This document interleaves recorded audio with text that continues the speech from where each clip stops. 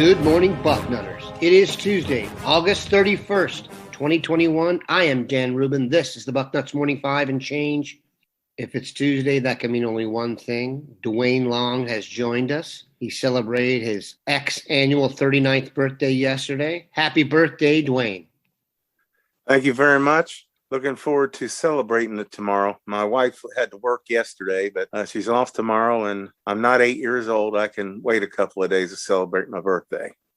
Let's hope it's a 2-day celebration that carries into Thursday night when the Ohio State Buckeyes open the season at Big Ten foe Minnesota, the national stage all to themselves. Duane, it is a glorious beginning to the season. We are going to break down the game. The Fighting PJ Flex, the opening opponent, 8 p.m., Fox. I posted something on the message board yesterday about my biggest concern heading into this game. Now, that's a relative statement. I don't have a lot of concerns. But my biggest one, Duane, on offense, Minnesota will start 8 redshirt seniors. Another senior, a redshirt sophomore, and a sophomore. Their offensive line is basically all adults. I'm not saying they're more talented, but these are some big, strong dudes. What is your biggest concern heading into this game? You know, we don't discuss stuff before we go on the air. And I was thinking the way how I was going to start this was by saying veteran. This team is, you got a bunch of guys that have been around for a while. I don't know if they've had this big a moment. I seriously doubt it. But they have been out there. They're not going to be real nervous. Maybe a little bit looking across when they finally see, oh, hell, who's that over there on the other sideline? Is that Ohio State?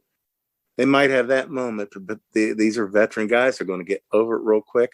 Like you said, they're going to throw a veteran team.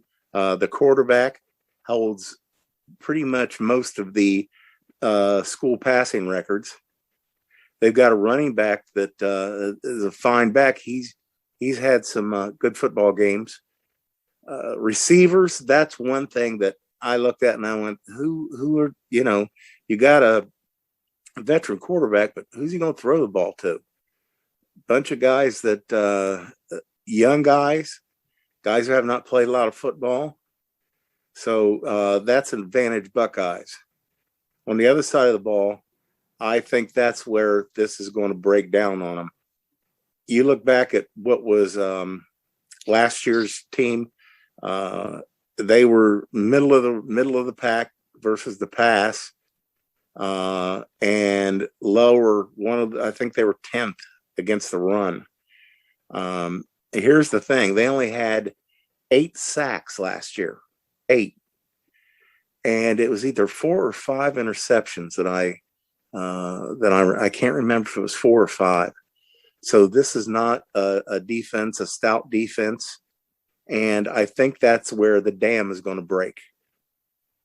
Maybe they're going to move the ball a little bit, maybe score a few points, but they're going to get killed once they start looking at that scoreboard and saying every time they have the ball, they're scoring. That's when they could collapse. Because they're going to come in. PJ Fleck, Buckeye fans love to ride this guy, but he's a good football coach and he's a motivator. And I think he's going to have him a little bit jacked up, ready to play football. I think that it could be one of those games where it looks interesting early and then the Buckeyes pull away. It is important to note that the Thursday night stage is all Ohio State. There are some very obvious favorites heading into the season, and this is really Ohio State's chance to kind of set the stage and show their dominance with a lot of new faces. Keep in mind, Justin Fields is not out there. Trey Sermon, not out there. Going to have new guys in those spots, and those are marquee spots. I don't see how, and you mentioned this, I don't see how Minnesota stays in the game from a big play perspective. I get they're going to come in and try and pound everybody with their octogenarian offensive line, but I just don't see it happening. This one could get away from them early. Now, You did make a good point. Mohamed Ibrahim, their running back, has had success against Ohio State before. He's a fine back. Many believe right now he's the finest back in the Big Ten. I tend to think that will be altered by the end of the season once everyone gets a chance to look at Travion Henderson, but I digress. They don't have Rashad Bateman anymore. Like you mentioned, there's no real stud receiver to put pressure on kind of a new Ohio State secondary, at least one that's breaking in some new guys. So my score pick, Duane, 45 points for the winning Ohio State team, 20 for the host Gophers. What's your pick? I'm going 49-17. Which brings us to our next discussion. Duane and I are going to pick out the best player this year on Ohio State's offense and the best player on Ohio State's defense. The reason we use these terms best players because CJ Stroud, if he's not the team MVP on offense, we're going to have a problem. The way things are set up, that's just how it works. Go back and look. Justin Fields, Dwayne Haskins, etc. On defense, a little more up in the air. So Duane, first, your pick for best offensive player. Once again, we have not shared our picks. Nicholas Petit-Frere. I believe that he is going to be a first-round NFL draft pick after this season. I just don't see us keeping him unless he regresses, and he seems to be on an upward trajectory. So that's who I'm going with. I'm not going to say I flipped a coin, but if you heard a pen hit the table, I came so close to picking Nicholas Petit-Frere. I was going to feel so smart for it, but obviously you have the bigger brain than me. I'm going to go with Garrett Wilson. I felt this way last year. I'm not sure he had the year last year I was totally expecting. I think this is the year. I feel like he's a bigger, stronger Stephon Diggs, another apple of Ohio State's eye they couldn't convince to come to Columbus. Instead, chose College Park, and it's now dominating in the NFL. So on offense, I was close to picking Nicholas Petit-Frere, but I chose Garrett Wilson. Okay, who do you believe will be the best player on the defense? Before I say that, Garrett Wilson was my second pick. But on defense, I got to go with Haskell Garrett. I thought about Taraja Mitchell's, but I said he hasn't started yet. But I'm going to go with Haskell Garrett. This is not going to be exciting, people. I went with the same thing. I went with Garrett Wilson and Haskell Garrett, so I've got the Garrett theme going. Like you said, I thought about some other guys. The best case scenario for Ohio State would be Zach Harrison to me. I just don't see it possible him to be a better football player than Haskell Garrett. So that actually turned out to be a pretty easy pick. Hope we wet your whistle there. Want to come back with some more predictions for the year ahead. All right, we are back. Duane and I are going to go big picture here. We are going to give our picks for the Big Ten championship game and the Big Ten champ, our pick for the Final Four playoff teams, and the championship game and the eventual winner. So, Duane, who do you believe will be in the Big Ten championship game? Ohio State and Wisconsin until somebody beats one of them. Wisconsin has been the class of the West, and Ohio State's one of the 2 or 3 best teams in the country. Somebody's got to beat them. Until that happens, we're going to see a lot of repeats. This is the way it's going to be. Got the dominant teams. You always think about Pat Fitzgerald pulling some magic out of his hat, but that's about it.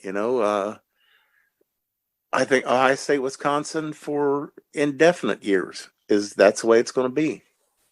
I'm not going to waste anybody's time. I've got the same. And the winner is? Ohio State. Ohio State is just, it's where this program is right now. You expect them to win everything. Every time Ohio State steps on the field, if they lose, it's an upset. Until the playoff, it's an upset. Nobody's supposed to beat Ohio State. Yeah, Ohio State's dominance on the field and just as a presence in the Big Ten has been highlighted by all this expansion talk when you've got other programs in the Big Ten basically saying, whatever Ohio State does is going to determine the future of the Big Ten, and they're right. All right, Duane, Your final four playoff teams. Okay, obviously I'm going with Ohio State, Clemson, Oklahoma. Those they're just going to dominate their conferences. They're right now ranked at the top of the rankings. They're going to go undefeated, and they're going to go to the playoff. The fourth team is I'm going to surprise here, and then I'm going to tell you why I think that Georgia just has too many damn 5-star kids. They got 19 5-star kids. Eventually Kirby Smart is going to get smart and find a way to put it together so all these elite players can make it happen. And then you've got Alabama with an unsure quarterback situation. So I'm just saying that this should be the year.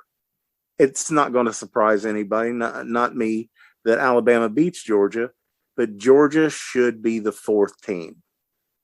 Finally break through and beat Alabama, knock them out of the playoff, and go on and try to win a national championship. If this show has taught you anything, it's that there is just such a clear upper class in football right now, in college football for that matter. Usually when we do this, I can come up with a fourth team and an interesting like Pac-12 route to the championship game or some interesting vibe on another team. But I think there's really only 5 candidates, and I'm actually going to go with Alabama. So I'll go Ohio State, Clemson, Oklahoma, Alabama. And the real reason is, and anyone who follows recruiting knows this, they have much better players than everybody else. This is not like the NFL where free agency and there's roster turnover every year. You know who's on Ohio State's team now. You know who's going to be on their team for the next few years based on recruiting, and nothing's going to change for any of these teams. In fact, it's probably going to get a little bit worse. The transfer portal has jimmied it, so these teams are just going to be able to go out and pick up a quarterback if they need to. Obviously, we know Ohio State's not going to be in that spot, but I don't see any reason right now why any of these 4 teams will be knocked off the perch. I understand the argument for Georgia. I just think they're counterfeit until proven otherwise. All right, Duane, who will be in the championship game and who will win it? Before I say that, I want to add something to what you just said about these teams going to stay the elite teams because of recruiting. Well, the NCAA is talking about expanding the number of players you can bring in a year. And what's that going to do? It's just going to increase the power of the power teams. So that's just some craziness that doesn't make any sense at all to me. What's the point in putting a limit on the number of scholarships you can bring in? Well, to put the more divided talent. And now they're going to give the big schools, the elite schools, an opportunity to bring in even more players. So that's a little bit crazy. But anyway, I'm gonna. It's kind of hard to say from here because we don't know the seeding, how it's going to be. If I'm saying that I think Ohio State could come out of this with the number 1 seed, especially if Georgia beats Alabama. I don't think it's going to be Oklahoma or Clemson, not this year. So I'm saying Ohio State versus Georgia with Ohio State winning. I will go Ohio State over Alabama. Once again, people, you're tuned into Bucknuts, not Buck Rational Observer, so don't get on us. That said, I do think it sets up beautifully for Ohio State. The only concern one might have overall is it's asking a lot of a freshman quarterback, but let's be honest. C.J. Stroud is not your typical first-year starter. He's been there a while. He is super talented, and he is working with a receiving core that will be better than that of the Detroit Lions. We appreciate Duane stopping by. The rain is coming down, but the optimism is bright. Here at Bucknuts, Duane and I pick Ohio State to win it all. What's new? Have a good one, Bucknutters.